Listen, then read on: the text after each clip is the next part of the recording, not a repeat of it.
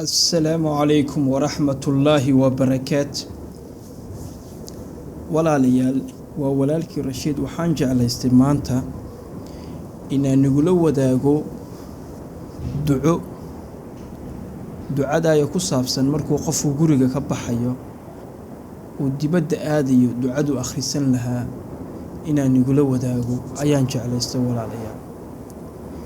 walaalayaal sidaan wala ogsoonahay duco rasuulku calayhi salaatu wasalaam wuxuuna baray ducooyin aad u badan meel walba oo qofku uu uga baahan yahayna inuu ilaahdaas ay u muhiim tahay.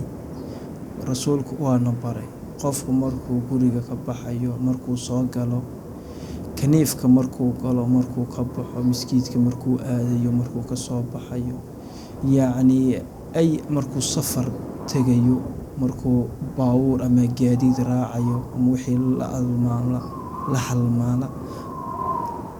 rasuulku dharka markuu qofku xidhanayo wuxuuna baray ducooyinkii aan wala oran lahayn oo dhan. rasuulku waana baray ducooyinkaasi. waxay noo yihiin walaalayaal, waxay noo yihiin si ay noo ilaaliyaan ayuu ducooyinka rasuulku noo baray. ximaaye kuu yihiin, jirkaaga ilaalinayaan, naftaada ilaalinayaan, way ka ilaalinayaan wax xun oo dhibaato ah oo kugu dhici lahayd ayuu qofkii laga ilaalinaya. ducadan daraaddeed ayuu ilaahay kaaga xafidayaa wax xun oo dhan kaaga xafidaya walaalayaal.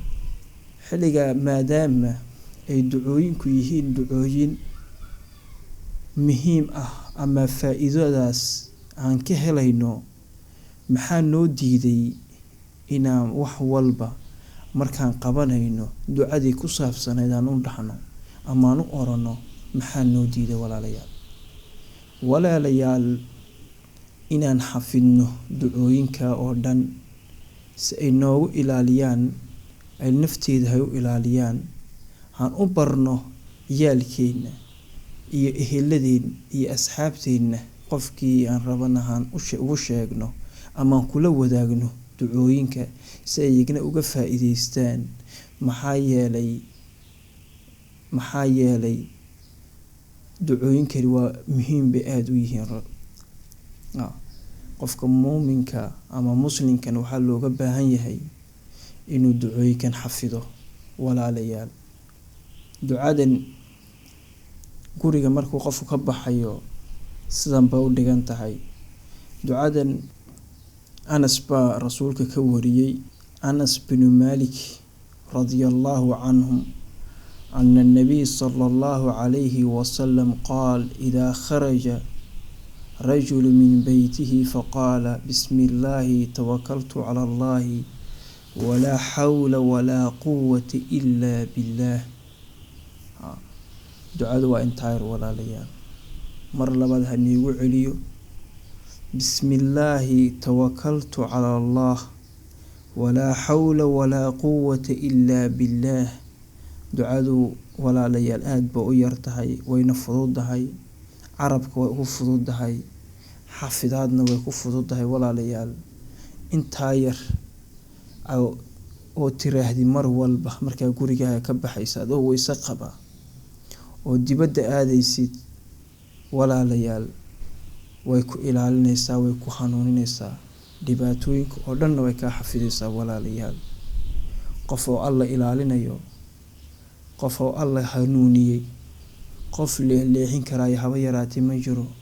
qofku alla xafido ilaaliyeyna qof dhibaateyn karayay haba yaraatee ma jirto.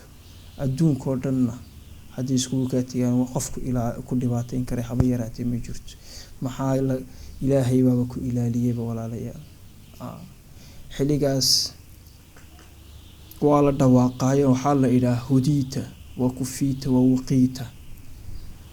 waa lagu hanuuniyey, waana lagu ilaaliyey, waa lagugu filnaaday.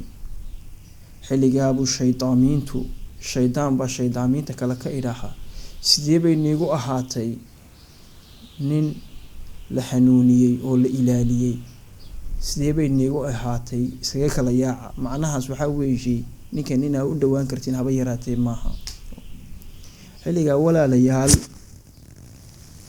inaan ka faa'iidaysano ducooyinka oo dhani waa muhiim walaalayaal.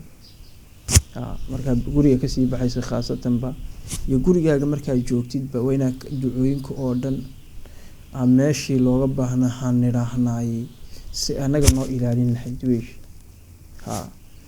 kaniifka galaysa ama mushqusha ama suuliga hadba qof walba siduu oo aqaano markuu galayo waa inaad ducaa lagu iri ducadeedii waa inaad tiraahdid. ducadaasi maxaa yeelay qofka mu'minka ee multazimka ee xili walba adkaartii subaxda iyo tii gelinka dambe habeenkiiba waxeeya ninka muslimka ay laba jeer bay dadku qaflad galaan laba meelood bay ku galaan.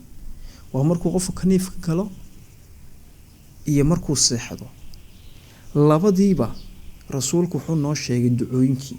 qofku markuu kaniifka galayo hadduu ducadii ha yiraahdo Allahu inni a'uuzu bika min al-khubuth wal-khaba'ith waxaa laga ilaalinayaa wixii shawaadiinkii kaniifka oo dhan ayaa laga dhex ilaalinayaa isma arkayaan.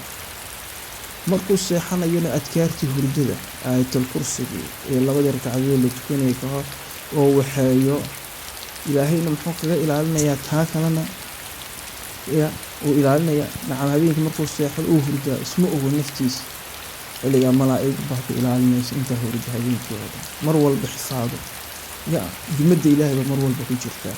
xilliga adkaartu qofku waxay gelisaa inuu qofku dimadda ilaahay ku jiro. qofka hadduu dimadda ilaahay ku jirana wax walba ilaahay waa u fududaynaya dhibaatooyinka oo dhanna ilaahay waa ka dheeraynaya. xilligaa inaan adkaartaasi aan ku dadaallay walaalayaal waa muhiim aan baranno. haddaan ciyaal leenahay ciyaalkeena han barno aan ku dadaalno oo lafaheena aan uga ilaalino. waxaa la yidhi oday baa la yidhi islaantiisiibaa markay seexato habeenkay hurdaan bay islaantu sastaa baa la yidhi way orodaayo way sastaa habeen walba. odaygii baa yidhi sheekh buu tago wuxuu ka yidhi sheekhow islaantaydu dhib caynka ayaa habeenkii ku dhacda way sastaa way orodaa yaa ii dabiib buu ka yidhi. sheekhii baa ka yidhi baa la yidhi islaantaadu markay habeenkii seexanayso may weysaysataa oo 2 rakac may tukataa oo adkaar may waxaysaa. sheekhow buu ka yidhi ina intaa waxaysa iska tahay salaadba ma tukato. sheekhiiba ayaa odaygii ka yidhi haddii inta islaantaadu waxayn ayna salaad iyo digri ay waxayn oo adigu maxaa sugaysa ma inay kugu riyooto malaa'ig inay kugu riyooto sugaysa ma aragtay.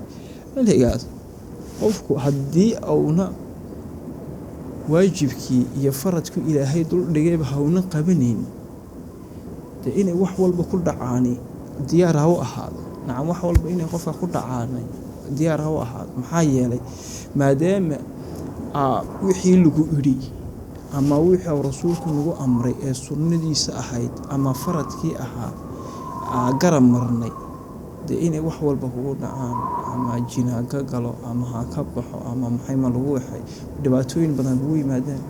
maxaa yeelay adigii baa ka baxayba maaragtay sunnihii rasuulkiina iska garab maray wixii faradow ilaahayna ku dul dhigayna iska badiiday. dhibaatooyin badan baa qofka ka yaadhay walaalayaal la soo darsay inay taas kula darsin inaana salaadaheena iyo cibaadadeena ku dadaalno. adkaartana inaana xil walbana meel walba aan tagaynana aan adkaartaan niraahno si ay noo xafidaan walaalayaal. dee nafteedana iyo lafihiina waxaan ku waanin lahaana inaan adkaarta heedhe aan waxayno xili walba waxaan igaga tagayaa walaalayaal. السلام عليكم ورحمة الله وبركاته.